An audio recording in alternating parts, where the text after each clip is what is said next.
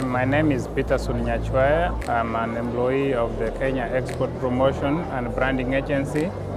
This is Kenya's export promotion organization that supports enterprises to promote their goods across the world. We are here to showcase the kind of services that we offer to Kenyans and also bring out the kind of information that we give to enterprises to enable them prepare and be ready to export their goods and services.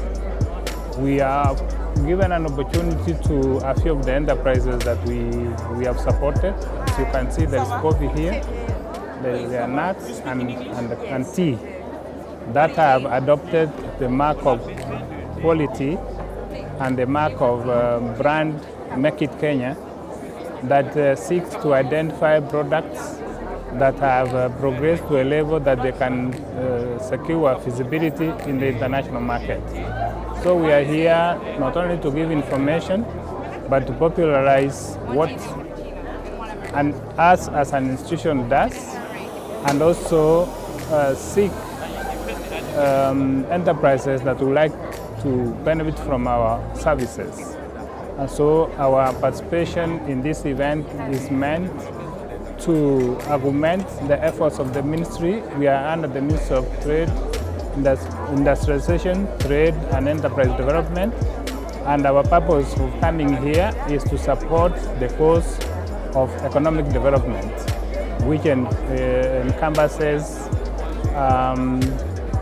the support to not only enterprises from the grassroots level, value addition, so that we can expand the export basket of our products. As an institution, we have a mandate to nurture and inculcate an exporting culture to Kenyans. And we also have a mandate of supporting the disadvantaged groups in our society, both the youth, women, and people living with disabilities. So what we do as an institution is we go out, identify in collaboration with the counties, with other trade support institutions, enterprises that have a product of whichever form. It could be a service, it could be a good.